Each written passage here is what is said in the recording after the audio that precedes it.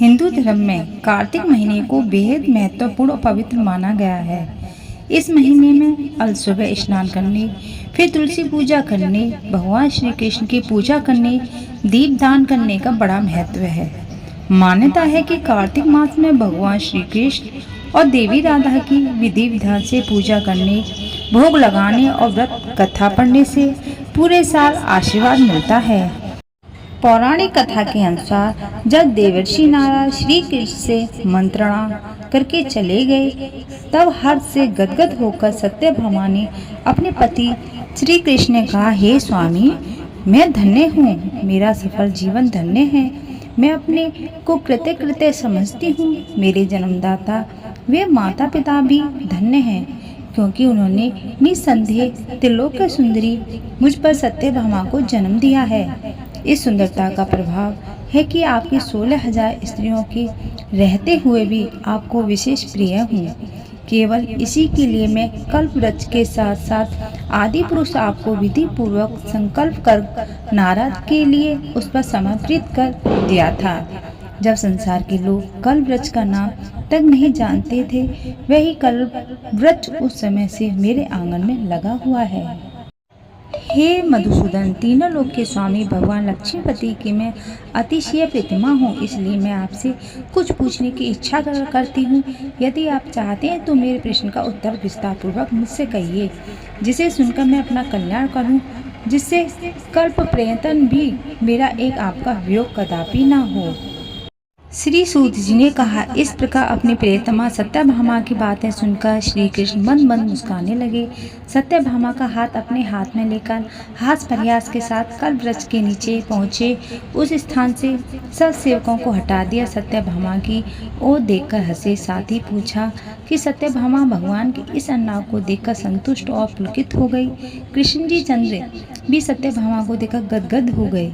श्री भगवान ने कहा, हे देवी, वास्तव में इस 16,000 स्त्रियों के रहते हुए तुम मुझे प्राण के तुल्य प्यारी हो। तुम्हारे लिए देवताओं के साथ इंद्र भी लड़ सकता है। हे प्यारी, जो तुमने पूछना चाहती हो वह तो बहुत ही अद्भुत बात है। तुम्हें मैं जो किसी को ना देने वाली वस्तु को भी दे देता हूँ, ना करने वाला काम भी करता हूँ, छिपाने वाली भी बात कह देता हूँ। फिर मुझसे पूछने की आवश्यकता ही क्यों है?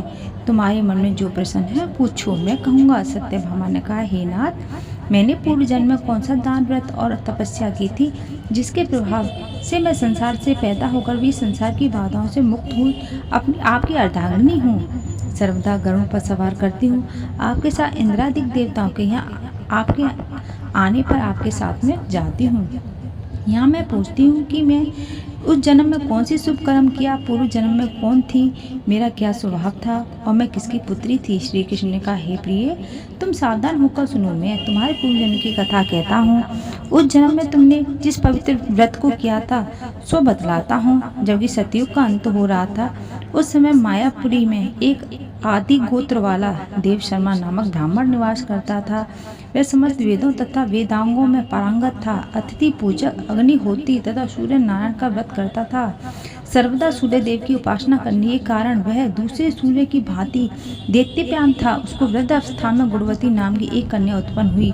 देव शर्मा को उस पुत्री के अतिरिक्त कोई संतान नहीं थी। उसने अपनी पुत्री का विवाह अपने एक शिष्य चंद्र के साथ कर दिया।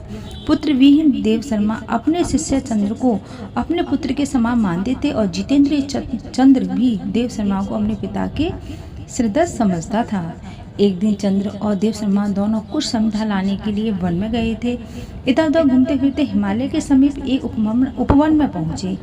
तब उन्होंने एक विकराल राक्षस को अपनी ओर आते हुए देखा और यह देखकर दोनों भय से व्याकुल हो गए। शरीर के अंग शिथिल हो गए, वे भागने में असमर्थ हो गए।